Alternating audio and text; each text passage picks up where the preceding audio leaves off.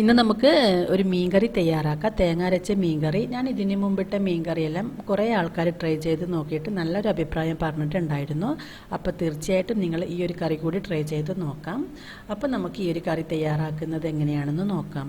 ആദ്യം ഒരു ചട്ടി വെച്ച് ചട്ടി ഒന്ന് ചൂടായി വരുന്ന സമയത്ത് നമുക്കിതിലേക്ക് 1 ടേബിൾ സ്പൂൺ വെളിച്ചെണ്ണ ഒഴിച്ചു കൊടുക്കാം. ഇപ്പോൾ എണ്ണ നന്നായി ചൂടായിട്ടുണ്ട്. ഞാനിവിടെ 3 വെളുത്തുള്ളി അല്ലി, 3 ചെറിയ ഉള്ളി, ഒരു ചെറിയ കഷ്ണം ഇഞ്ചി ഇത്രയും എടുത്തിട്ടുണ്ട്. ഇത് നമുക്ക് ചെറിയ കഷ്ണങ്ങളാക്കി ഈ ഒരു ചട്ടിയിലേക്ക് ഇട്ട് കൊടുക്കാം. ഇനി നമുക്കിതിലേക്ക് ഒരു 1/2 ടീസ്പൂൺ പെരിഞ്ജീരകം ചേർത്ത് കൊടുക്കാം. ഈ ഒരു ജീരകവും കൂടി ചേർത്ത് നമുക്കിത് നന്നായിട്ടൊന്ന് വഴറ്റിയെടുക്കണം. അപ്പം ഞാനിവിടെ ഉള്ളിയും വെളുത്തുള്ളിയും ജീരകമെല്ലാം ഈ ഒരു എണ്ണയിലിട്ടിട്ട് നന്നായിട്ട് വഴറ്റിയെടുത്തിട്ടുണ്ട്.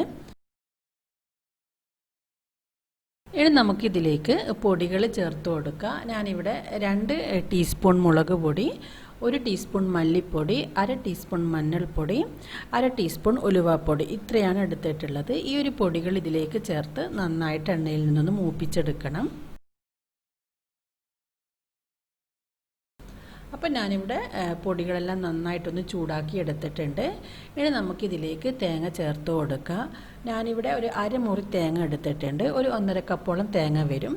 ഈ ഒരു തേങ്ങ നമുക്കിതിലേക്ക് ഇട്ട് നന്നായിട്ടൊന്ന് ചൂടാക്കി എടുക്കണം.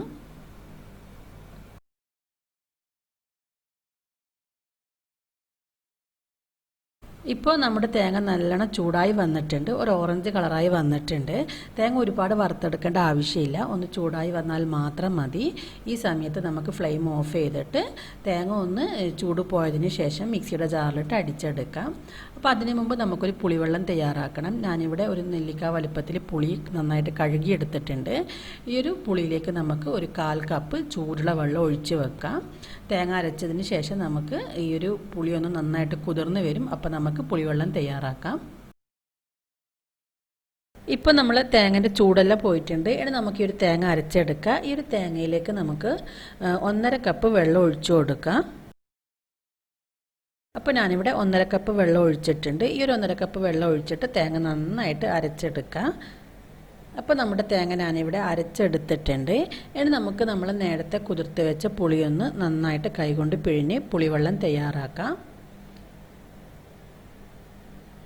അപ്പോൾ ഞാനിവിടെ പുളി നന്നായിട്ട് കൈകൊണ്ട് പിഴിഞ്ഞ് ഒരു 1/4 കപ്പ് പുളിവെള്ളം തയ്യാറാക്കിയിട്ടുണ്ട്. ഇനി നമുക്ക് കറി വെക്കാൻ ആവശ്യമായിട്ടുള്ള മീൻ നന്നായിട്ട് കഴുകി വൃത്തിയാക്കി എടുക്കുക. ഞാനിവിടെ ആവോലിയാണ് എടുത്തിട്ടുള്ളത്. 350 ഗ്രാം മീനാണ് ഞാനിവിടെ എടുത്തിട്ടുള്ളത്. നിങ്ങൾക്ക് ഏത് മീനിലും ഇതുപോലെ കറി തയ്യാറാക്കാം. ഇനി നമുക്ക് നമ്മുടെ കറി തയ്യാറാക്കാം. ആദ്യം ഒരു ചട്ടി വെച്ച് ഈ ഒരു ചട്ടിയിലേക്ക് ഞാനൊരു തക്കാളി ഇതുപോലെ ചെറിയ കഷ്ണങ്ങളാക്കി എടുത്തിട്ടുണ്ട്. ഈ ഒരു തക്കാളി നമുക്കിതിലേക്ക് ഇട്ട് കൊടുക്കാം. ഇതിലേക്ക് 3 പച്ചമുളക് നീളത്തിലരിഞ്ഞത് കൂടി ചേർത്ത് കൊടുക്കാം. നമ്മൾ നേരത്തെ അരച്ച് വെച്ച അരപ്പ് ഇതിലേക്ക് ഒഴിച്ചു കൊടുക്കാം.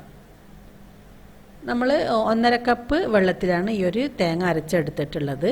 ഞാൻ ഈ ഒരു ജാറിലേക്ക് ഒരു 1/4 കപ്പ് വെള്ളം കൂടി ഒഴിച്ചിട്ടുണ്ട്. ഈ ഒരു വെള്ളം കൂടി നമുക്ക് ഈ ഒരു ചട്ടിയിലേക്ക് ഒഴിച്ചു കൊടുക്കാം. ഇനി നമുക്കിതിലേക്ക് ആവശ്യത്തിന് ഉപ്പും അതേപോലെ നമ്മൾ നേരത്തെ തയ്യാറാക്കി വെച്ച പുളിവെള്ളവും ഒഴിച്ച് ഈ ഒരു കറി നന്നായിട്ടൊന്ന് തിളപ്പിച്ചെടുക്കണം. അടച്ച് വെച്ച് നന്നായിട്ടൊന്ന് തിളപ്പിച്ചെടുക്കാം.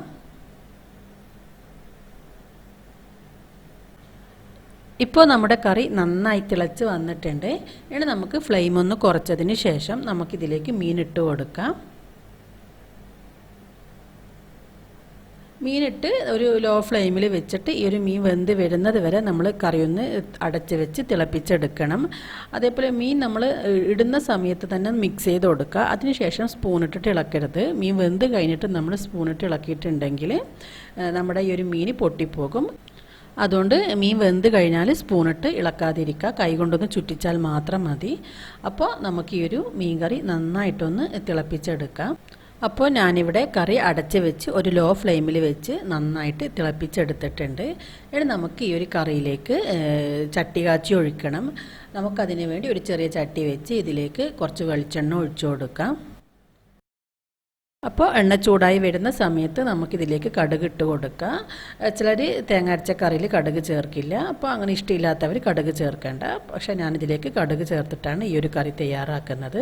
അപ്പോൾ നമുക്കിതിലേക്ക് കുറച്ച് കടുക് ഇട്ട് കടുക് പൊട്ടി വരുന്ന സമയത്ത് നമുക്കിതിലേക്ക് ഞാനിവിടെ ഒരു 3-4 ചെറിയ ഉള്ളി ചെറിയ കഷ്ണങ്ങളാക്കി എടുത്തിട്ടുണ്ട്. അതുപോലെ കറിവേപ്പില, കുറച്ച് വറ്റൽമുളക് ഇത്രയും എടുത്തിട്ടുണ്ട്. ഈ ഒരു കടുക് പൊട്ടി വരുമ്പോൾ നമുക്ക് ഈ ഒരു കറിവേപ്പിലയും ഉള്ളിയും മുളകെല്ലാം ഇതിലേക്ക് ഇട്ട് നന്നായിട്ടൊന്ന് വഴറ്റിയെടുക്കാം. ഈ ഒരു കറിക്ക് നല്ലൊരു കളർ കിട്ടാൻ വേണ്ടിയിട്ട് ഞാനിതിലേക്ക് 1/2 ടീസ്പൂൺ മുളക് പൊടി കൂടി ചേർത്തിട്ടുണ്ട്. ഇനി നമുക്ക് ഈ ഫ്ലെയിം ഓഫ് ചെയ്തിട്ട് ഇത് നമുക്ക് നമ്മൾ നേരത്തെ തയ്യാറാക്കി വെച്ച കറിയിലേക്ക് ഒഴിച്ചു കൊടുക്കാം. അപ്പോൾ നമ്മുടെ മീൻ കറി ഇവിടെ റെഡി ആയിട്ടുണ്ട്. തീർച്ചയായും നല്ലൊരു കറിയാണിത്. നിങ്ങൾ എന്തായാലും ട്രൈ ചെയ്ത് നോക്കണം. നിങ്ങളിത് ട്രൈ ചെയ്ത് നോക്കിയിട്ട് ഇതിൻ്റെ ഫീഡ്ബാക്ക് അറിയിക്കണം. ഈ ഒരു വീഡിയോ നിങ്ങൾക്ക് ഇഷ്ടമായെങ്കിൽ ലൈക്ക് ചെയ്യാനും ഷെയർ ചെയ്യാനൊന്നും മറക്കരുത്.